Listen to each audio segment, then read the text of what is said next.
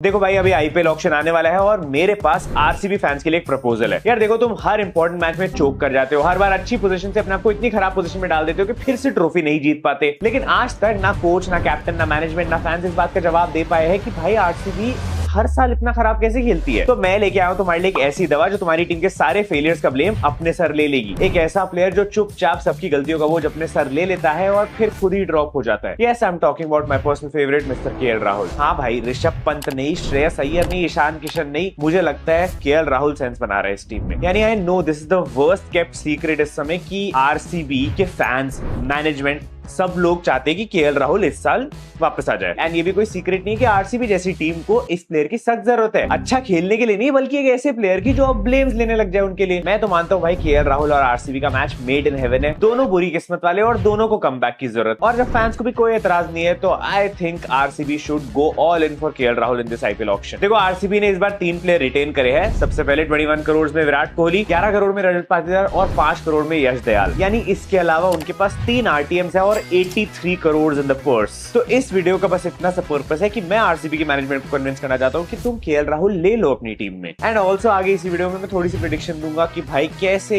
इन बचे हुए 83 करोड़ का यूज करके एक अच्छी प्लेइंग 11 बना सकते हैं लोग। जीतना ना जीतना वो मेरी गारंटी नहीं है, मैं बस फैंस को सपने दिखाना चाहता हूँ। और चक्कर में थोड़े व्यूज आ जाए, सब्सक्राइबर्स आ जाए तो अच्छी बात है। बाय द वे, अगर तुम्हें अभी तक रिटेंशन और बजट्स का ही फुल्ली आइडिया नहीं है सारी टीमों का, तो मेरे टेलीग्राम पे मिल जाएगी, डिस्क्रिप्शन से वहां पे जाके चेकआउट कर सकते हो। देखो, मैं हूँ फैक्चुअल बंदा, फैक्ट्स देख के बात करेंगे। आरसीबी के अगेंस्ट केएल राहुल ने 628 रन बनाए हैं, 70 की एवरेज है और 144 का स्ट्राइक रेट। इससे बेहतर तरीका क्या है भाई? जिसको आउट नहीं कर पा रहे, पहले तो उसको अपनी टीम में ले आओ। एंड तुम भी जानते हो, now that DK has officially retired, इन लोग को एक अच्छा विकेट कीपर भी चाहिए। फैफ डु प्लेसी को इन्होंने रिटेन नहीं करा तो इनको एक अच्छा कैप्टन भी चाहिए। एंड क्योंकि डीएसपी विवेन सिराज रिचर्ड्स भी रिटेन नहीं हुए हैं, तो they also need a good batsman of the order. And देखो, सैड न्यूज यही है कि Virat Kohli back as RCB captain वाली चीज भी अब नहीं हो रही है, वो भी एक रूमर था। तो इनको एक सॉलिड इंडियन कैप्टन की जरूरत है अपनी टीम में फॉर द फ्यूचर। बट मैं तो ये मानता हूँ, जितनी ज्यादा जरूरत आरसीबी को राहुल की है, उससे ज्यादा जरूरत राहुल को आरसीबी की है। देखो, चिन्नास्वामी स्टेडियम में 16 मैचेस में 362 रन है केएल राहुल के, with an average of 36 and strike rate of 137, which is decent. और आरसीबी अपने मैक्सिमम मैचेस अगर इस ग्राउंड में खेलेगी तो केएल राहुल के लिए अच्छी अपॉर्चुनिटी है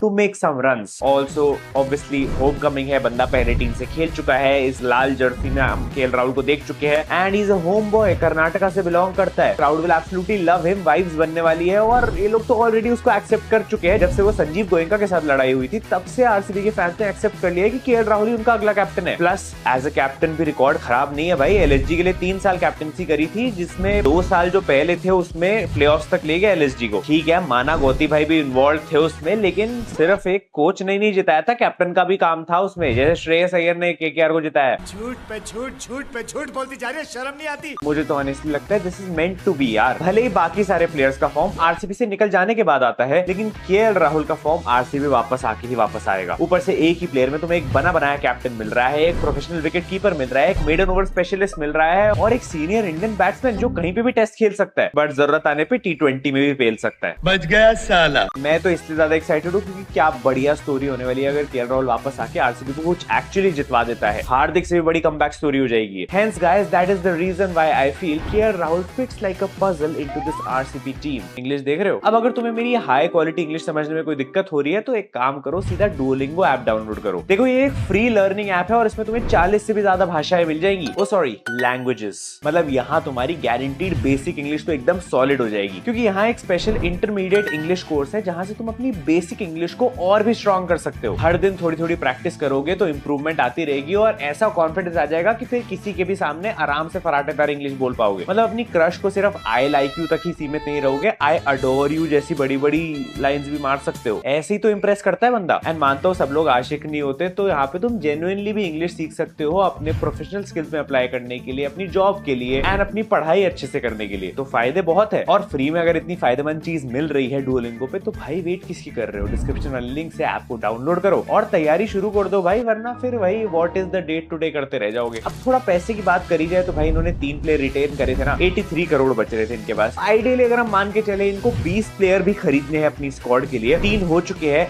17 और प्लेयर खरीदने हैं इनको 83 करोड़ में। इसमें से 30 करोड़ अगर मैं साइड करूं तो मेरे पास बचते हैं 53 करोड़, जो कि मैं यूज करना चाहूंगा इन 8 good players for the team, जिनमें से एक केएल राहुल होगा जिसका प्राइस मैं एक्सपेक्ट कर रहा हूं कम से कम 15 से 16 करोड़ तो होगा ही इस ऑक्शन में। अभी ओपन करेगा या पतेदार के साथ मिडिल ऑर्डर संभालेगा, ये भी एक सवाल है। And I personally feel that Rahul belongs at number 4। अगर इंटरनेशनल सेटअप में भी केएल राहुल को थोड़ी सी कमबैक करने की उम्मीद रखनी है, जो कि वैसे बहुत मुश्किल है, बट अगर कुछ रखना है तो आई थिंक मिडिल ऑर्डर ही जगह है भाई, ओपनिंग में नहीं जगह। बेसिकली मेडन ओवर नहीं चाहिए, और आई थिंक राहुल और विराट थोड़े सिमिलर टाइप के बैट्समैन अगर ओपनिंग में चले गए तो फिर वही 120 रन 20 ओवर में बनेंगे फॉर नो लॉस। फायदा क्या है उस चीज का? ओपनिंग में इनको इस बार अच्छा एक्सप्लोसिव बैट्समैन में इन्वेस्ट करना पड़ेगा, जिसकी हम बात आगे करेंगे। बट फॉर नाउ अभी मैं राहुल को आरसीबी की लाइनअप में नंबर 4 पे डाल रहा हूँ और कैप्टनसी दे रहा हूँ एंड कीपिंग भी। अब जहां मुझे लगता है ये बंदा मिडिल ऑर्डर में एक स्टेबिलिटी लेके आएगा, वहीं फिर इनको एक और बंदा चाहिए जो थोड़ा और क्रेजी बैटिंग कर ले बीच में, विच इज आई थिंक अपना पहला आरटीएम यूज कर सकते हैं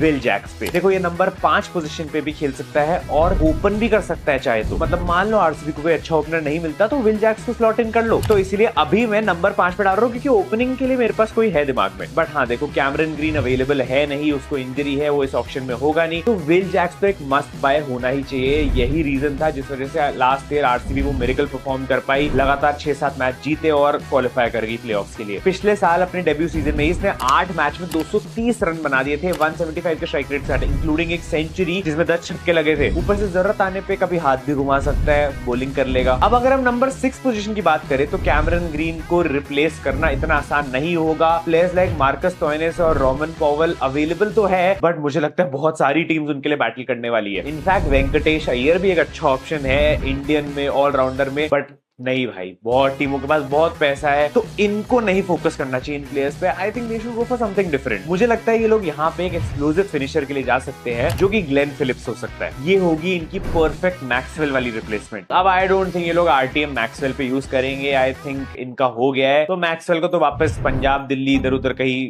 चले जाना चाहिए। बट हाँ, RCB should find a new player, और ग्लेन फिलिप्स से बढ़िया कोई नहीं है। क्या मतलब सिर्फ नाम ग्लेन है इसलिए सजेस्ट कर दिया? रिसर्च करके आया हूं भाई, अच्छा प्लेयर है। लिटरली कल ही उसने श्रीलंका के अगेंस्ट एक मैच जिताया, वो भी अपनी बॉलिंग से। अभी इंडिया न्यूजीलैंड टेस्ट सीरीज में भी उसने इंडिया की बुरी हालत कर दी थी, वो भी अपनी बॉलिंग से, जबकि वो बैट्समैन है। और कीपिंग भी कर सकते हैं भाई, इज ऑल इन वन। काफी फैला हुआ बिजनेस है।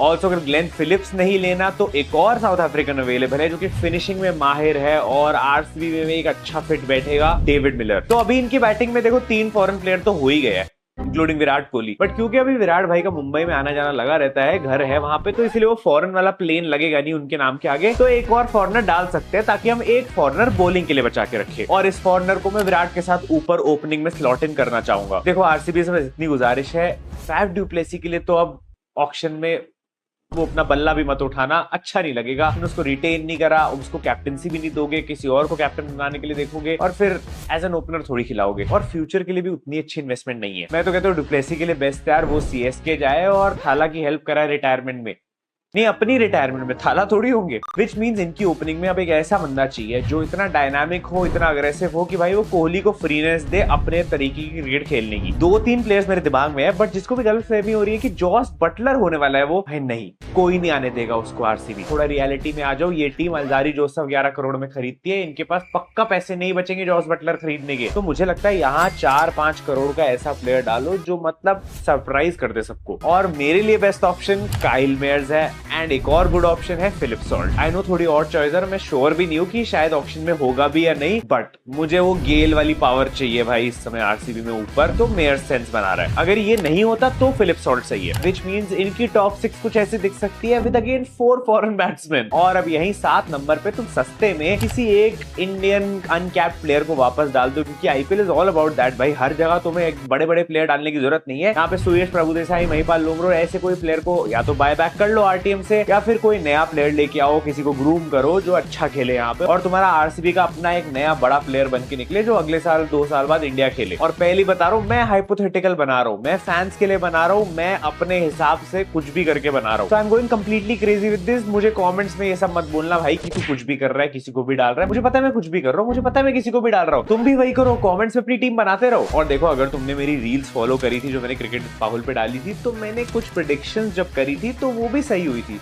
तो हो सकता है अब भी सही हो जाए। और मैं ये भी प्रेफर करूंगा कि मैं यहाँ पे आरटीएम को ना यूज करूं नंबर 7 पोजीशन के लिए, क्योंकि मैं बचे 2 आरटीएम में से एक आरटीएम यूज करना चाहूंगा आकाशदीप को वापस टीम में लाने के लिए। भाई देखो फुल कॉन्फिडेंस में, रेड बॉल में बहुत अच्छा खेल रहा है, तो व्हाइट बॉल में भी अच्छा करेगा आरसीबी के लिए। And if you don't want to get Akashdeep, you can also get Vijay Kumar Vyshak back. But ये मेरी प्लेइंग 11 में नहीं है, ये मेरी बेंच पे आ रहा है। अब यश दयाल तो ऑब्वियसली टीम में होगा क्योंकि अनकैप्ड प्लेयर है, रिटेन हुआ है, but we need Siraj back. तुम अर्शदीप, भूवी, मोहम्मद शमी किसी के भी सपने देख लो, लेकिन मेरे हिसाब से RCB is incomplete without DSP, विवेन, सिराज, रिचर्ड्स, कोहली। एक आरटीएम तो ये बंदा लेके जा रहा है, चाहे अब ये 9 करोड़ में आए, 10 करोड़ में आए, 15 करोड़ में आए, जो कि थोड़ा ज्यादा हो रहेगा, बट नहीं, मेरे हिसाब से Siraj is coming back, RTM use होगा और ये स्लॉट इन करेगा, अगेन पेस अटैक संभालेगा। पहले सिर्फ ये बॉलिंग करता था, फील्डिंग करता था, बैटिंग भी कर लेता था, लेकिन अब ये रेस्ट भी कर देगा तुम्हें। तो सीएसके और राजस्थान जरा आगे के मैचेस में बच के रहना। फिर फाइनली इनकी स्पिन की बागडोर संभालने के लिए again another home coming of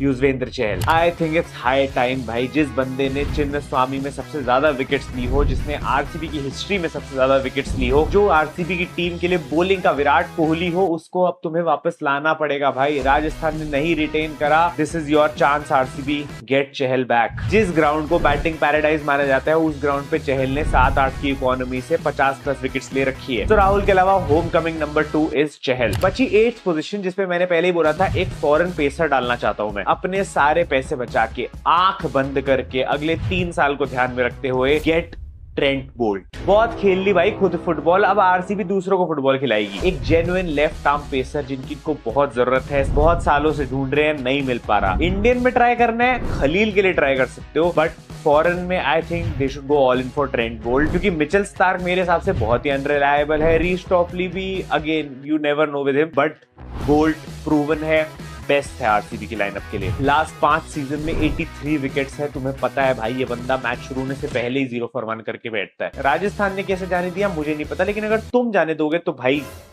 which completes our playing 11 for RCB, जो कि मैंने कुछ भी करके बना दी है। थोड़ी सी रियलिस्टिक बनाने की कोशिश करी है मैंने, आई नो, क्योंकि फैंस काफी ज्यादा भावुक हो जाते हैं और फिर वो Mitchell Starc, Will Jacks, Trent Boult, Jos Buttler, Shami और अर्शदीप सबको एक ही टीम में डाल देना चाहते हैं। ये तो सही नहीं है। नाउ इम्पैक्ट प्लेयर रूल है, तो मैं 2-3 प्लेयर बेंच के लिए और सजेस्ट करना चाहता हूँ। आकाशदीप तो आई थिंक इनको वापस लेके आ ही जाना चाहिए। उसके अलावा just for vibes and some पुरानी दोस्ती and some fun and for some experience space, Ishant Sharma अगर आरसीबी की टीम से खेलेगा विराट कोहली के साथ तो कितना अच्छा होगा। मतलब ये बंदा इंडियन पेसर्स के लिए वो लीडरशिप ला सकता है इस टीम में। एंड देन एक और बैकअप लेफ्ट आर्म पेसर में मेरे रेडार पे है सौरभ नेत्रवलकर। पता नहीं क्यों ऐसा लग रहा है आरसीबी इसके पीछे जाने वाली, क्योंकि आरसीबी वो ही टीम है जो चमकती चीज देख के उसके पीछे चली जाती है, और इसने अभी रिसेंटली T20 वर्ल्ड कप में बहुत अच्छा किया है। एंड आई स्टिल फील कि अगर ये सस्ते में आ जाता है लाइक 3-4 करोड़ में, it's not a bad buy. Finally one more player जो होम कमिंग के इंसेप्शन को कंप्लीट करेगा आरसीबी के लिए। एक ऐसा बंदा जो जब से आरसीबी से गया है डाउनफॉल हार्दिक से भी ज्यादा बुरा हुआ है, लेकिन